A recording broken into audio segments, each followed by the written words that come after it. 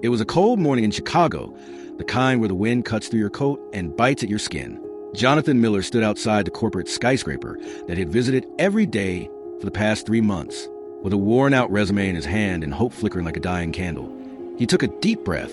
Jonathan had once been a rising star at a big tech company. With a 6-figure salary, a corner office, and a bright future, he was living the American dream. But dreams are fragile. One unexpected market crash, a round of mass layoffs, and suddenly he was jobless. For months, he applied everywhere.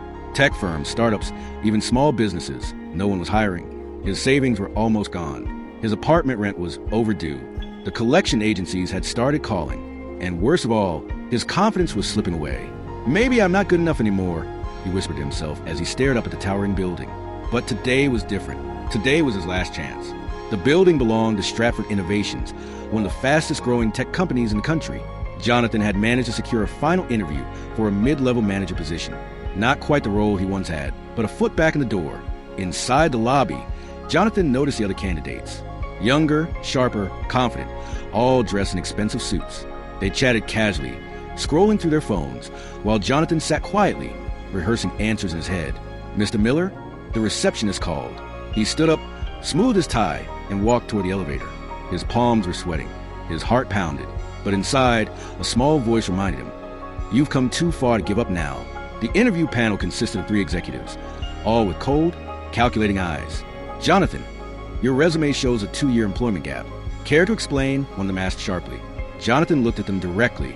He could lie, make excuses, or play the victim. But something inside him told him to be honest. "Yes," he said calmly. "I was laid off during the downturn.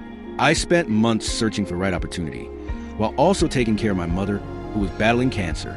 During this time, I continued learning, updating my skills, and doing freelance work to stay sharp. I believe those challenges have made me stronger, more adaptable, and more determined than ever." There was a brief pause. Another executive leaned forward. "You realize you'll be competing with candidates who haven't had gaps and who have been actively employed?" Jonathan smiled faintly. "I understand, but I believe that resilience, problem solving under pressure, and the ability to adapt are just as valuable as continuous employment. I bring not just experience, but perspective." For a moment, no one spoke. The lead executive scribbled something on her notepad. "Thank you, Jonathan. We'll be in touch."